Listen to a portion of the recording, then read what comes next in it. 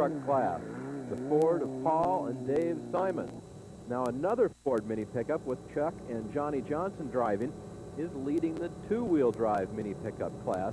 John Johnson is now at the wheel, and these guys have had a lot of good luck winning races here on our ESPN telecast. Yeah, they won back at the Baja 1000 last year. In the unlimited mini pickup, it's still Roger Mears and his Nissan just out in front of Larry Ragland's Chevrolet. Ragland is pushing hard to catch up, and here he comes right now. Uh-oh, wait a minute, Jerry. I thought I saw something. Yes, look underneath the truck. Ragland has got fluid pouring out of the truck. You see the trail that he has left behind, and that looks like it could be transmission problem. He may have done it right there on that last gully wash as he is climbing out of the vehicle, transmission fluid spewing from underneath the Chevrolet.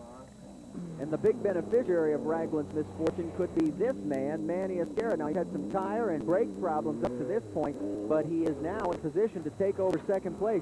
Especially, he'd love to do it after coming off such a dismal season. Let's go to Jerry Garrett with Larry Ragland. Larry, one of the few good battles left out here was this Class 7 battle, but it looks like you're out of it now. For right now, I think we are. I think the last dip right there, the transmission went away. One way or the other, it has no gears, and there's a bunch of oil falling out of it. We had a real good race going. First good race we really had in a long time. I mean, we've been passing back and forth. At the beginning of the race, Roger said, "I hope I only see you once when I pass you." We've seen each other all day long, back and forth, back and forth. Any chance of getting it fixed at all? I don't know yet. The crew's on its way, so we'll see. You've got a winning streak, or at least a finishing streak to uphold in this thing, don't you? That's right. This one's never DNF'd yet, so we'll see. I imagine they'll probably put it back together, and I'll have to go out and finish it. I'm not looking forward to it, but I'll do it. Well, while Larry Ragland worries about whether or not he's going to finish this torture test, Ivan Stewart is now thinking about victory. We can tell you the Iron Man has taken over the lead here in the Nissan 400, and it would be 2 years in a row if he can take it home to the checkered flag. Ivan has told us before, if this vehicle lasts through the first 20 or 30 miles of a race, it's usually a good bet that it's going to run all the rest of the way with no problems. And right now, he's pulling away from the field. Troy Herbst is maintaining second place overall, but he is 12 minutes behind at this juncture. Moving into third place overall, maintaining first in Class 8 is Frank Vessels. Now, we're told that this will be a routine gas-and-go stop. They may make one adjustment to the brakes, but nothing major. Routine has been the buzzword for Vessel's race since the very early going. Well, let's show you the entire top 10 here after lap 3 at the Nissan 400. Frank Collins and Mark McMillan round out the top 5. In the second 5, take a look at number 10, Stuart Chase. That three-wheel incident has been caught. Get ready for a special Sports Illustrated sequence. Winding down close towards the finish as we head that. Whoa, look out! That is Dave Hendrickson and Lee Westhoff going end over end. And Jerry, it looks as though both drivers are okay, but that was a terrible spill.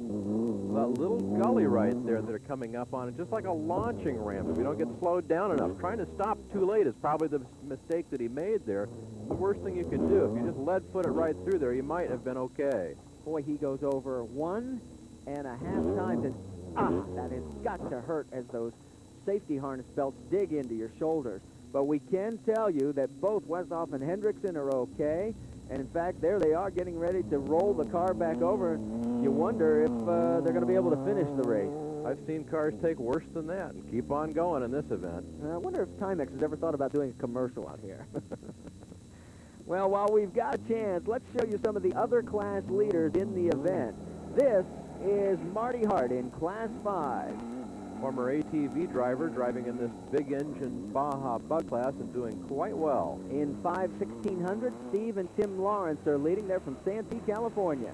The distinction between this class and the last class you saw is that they have smaller engines in their buggies. In Class 10, Les Fulkerson and Craig Marshall. They've just taken over the lead from Cam Sirius.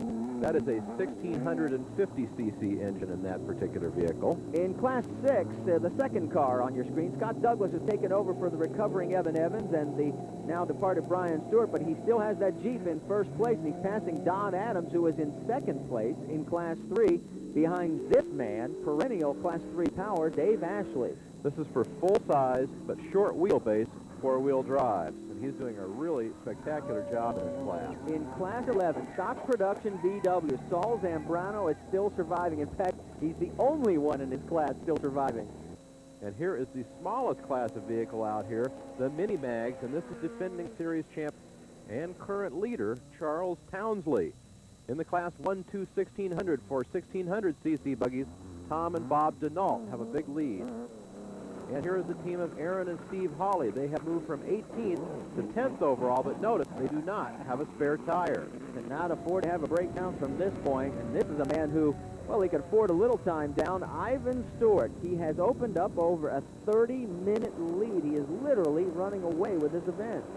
Well, part of that is due to his torrid pace, as you mentioned, Marty, but another part is due to all the attrition behind him. In fact, here's a list of those who have dropped out of the race. Defending Class 1 champions, Bill and Mike Church. The Swift team, Vicky and Fort Claus, and Spencer Lowe is out of the event. Also in Class 8, Chris Miner, Scott McMillan, and Walker Evans are all out of this event.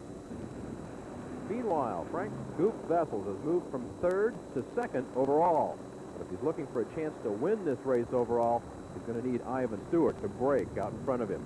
Scoop's lead in Class 8 is so secure, the team says they might as well not press Stewart, just win their own class battle. Running 3rd overall is the team of Bob Gordon and Frank Archiero. Gordon is now behind the wheel. And in Class 4, Rod Hall is hanging on to now a 7-minute lead over Steve Kelly. Now, Jerry, he's coming up on an interesting section. He's going under I-15. Maybe I'll explain how the course works here. Well, there's a couple of washes that go right through here. Normally, this is for storm runoff, but this is where the course goes through this riverbed here, and there's not a lot of clearance for these trucks under here. If you get bouncing around too much, you can really damage your truck. You see, he kind of tiptoes through that tunnel. Tiptoe through the tunnel sounds like a song title. I don't know, Jerry. You may have another future besides the play-by-play. Finally, in Class 7, Roger Mears has opened up some breathing room. Larry Ragland, we can tell you, is back in the race, but he has dropped to 3rd. Stay with us. We'll be back with more of the Nissan 400 after this. Iron Man closing in on victory, Jerry. Well, that's not anything new for him in this 1990 season, Marty. He has won 2 of 3 stadium races.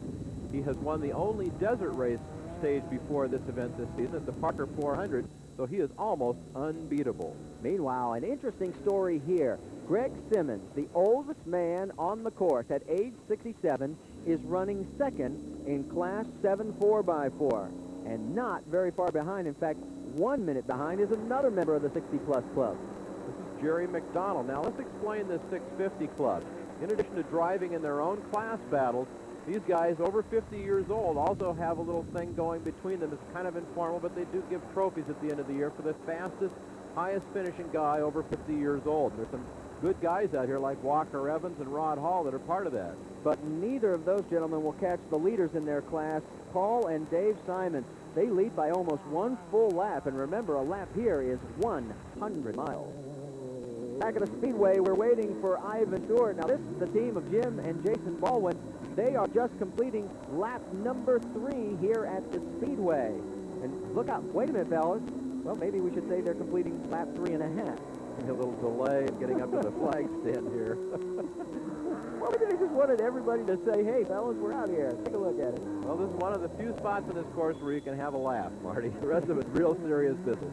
Well, here comes the man who's challenged and conquered the serious business. This is the Iron Man, Ivan Stewart. And he is coming in here just at twilight. He's going to be the only guy to finish this race in daylight today.